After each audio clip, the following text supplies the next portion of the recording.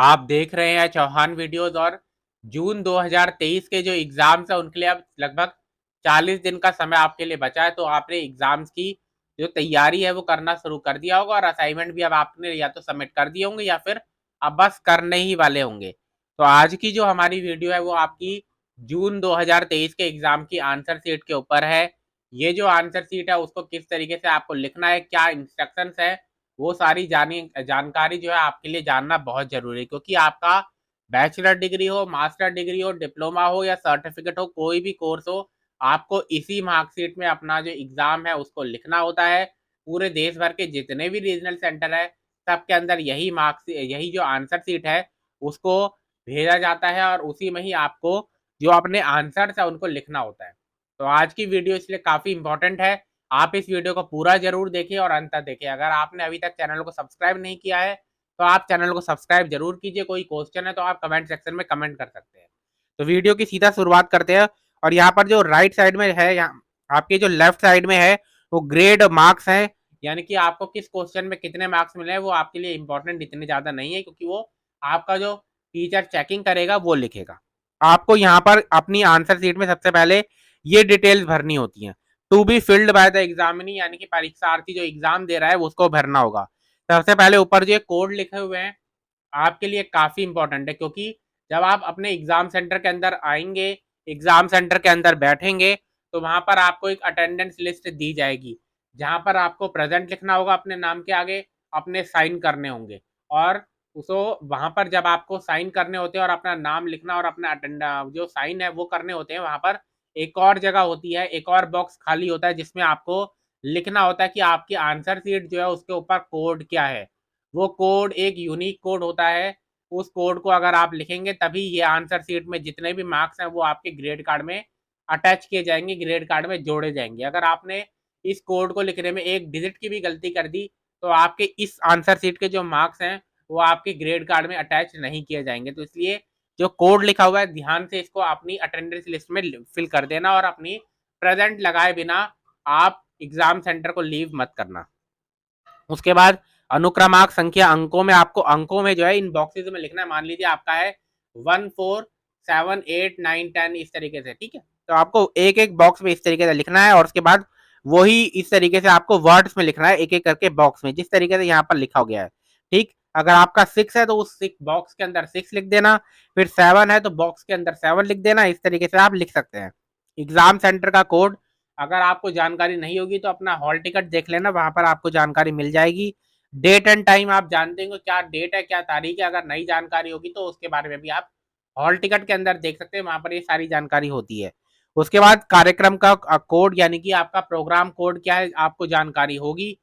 उसके बाद आपका पाठ्यक्रम का कोड, कोर्स कोड के बारे में भी आपको आपके हॉल टिकट में जानकारी मिल जाएगी, वरना क्वेश्चन पेपर जो होता है उसमें भी ये सारी जानकारी अवेलेबल होती है। ठीक, उसके बाद कोर्स का टाइटल, इसकी जानकारी भी आपको आपके क्वेश्चन पेपर में मिल जाएगी। उसके बाद मीडियम कौन सा है वो आपको लिखना है। अगर आप इंग्लिश में एग्जाम लिखना चाहते हैं तो इंग्लिश लिखना, हिंदी में एग्जाम लिखना चाहते हैं तो हिंदी लिखना, ठीक है। इसमें कोई फर्क नहीं पड़ता कि आपने एडमिशन लेते वक्त कौन सा मीडियम चुना था।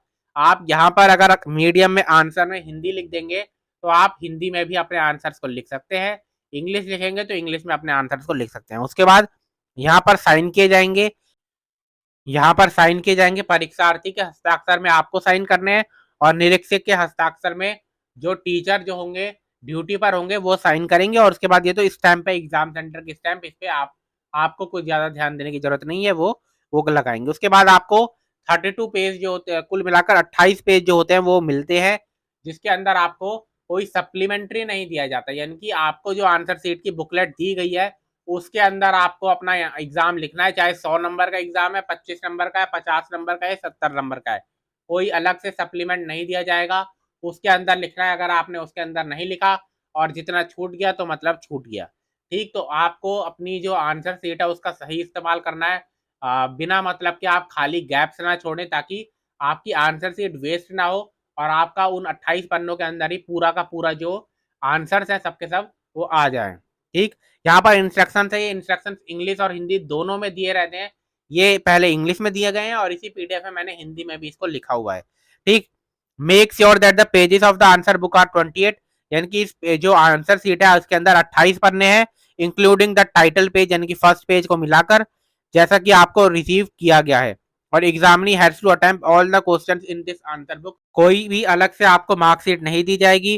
कोई भी आप इस तरीके का स्पेशल साइन, कोई भी बात लिखने की कोशिश ना करें जिससे कि आपकी जो है जानकारी जो है वो उजागर हो और उससे आपको अनुचित लाभ मिल सके। ठीक है, उसके बाद आपको अपना enrolment number, exam centre code, ये सारी जानकारी अपनी आंसर सीट के अंदर नहीं लिखनी है, सिर्फ टाइटल पेज जो है, फर्स्ट पेज जो है उसके अंदर आप लिख सकते हैं, आपको अलाउड है।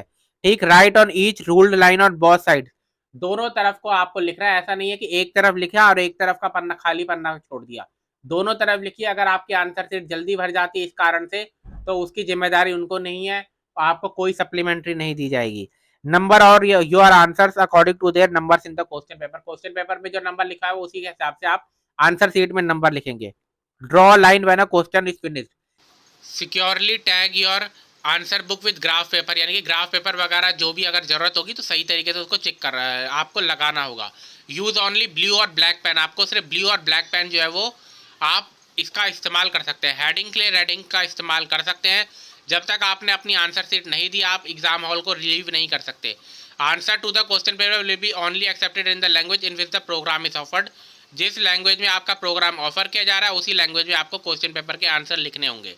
Note that the examination is liable to be cancel, आपका एग्जाम जो है वो कैंसिल किया जाता है अगर आपके जो पास है कोई बुक नोट पेपर मिल जाता है, आपने पता चल जाता है कि आपने कोई चीटिंग की है, किसी तरीके के आपने बदतमीजी की है, कोई अगर आपने गाली गलौज की है, किसी तरीके से धमकाने की कोशिश की है, कोई और आपके बेसिस पर एग्जाम लिख रहा है, आप कोई ब्लूटूथ वगैरह से कम्युनिकेट कर रहे हैं बाहर, तो ये सारी जगह जानकारी अगर आपकी कोई पता चलती है आपका एग्जाम को रोक दिया जाएगा उस सब्जेक्ट के। तो ये जानकारी आपके लिए जानना बहुत ज़रूरी है। यही चीज़ जो है वो हिंदी में भी लिखी हुई है, आप चाहे तो इस पीडीएफ को डाउनलोड कर सकते हैं मेरे Telegram channel Chauhan videos YT से, और वहाँ पर से इसको देख सकते हैं, हिंदी में भी सारे इंस्ट्रक्शंस को पढ़ सकते हैं। तो आज की वीडियो में इतना ही, आप इन सब इंस्ट्रक्शंस को ज़रूर फॉलो करें।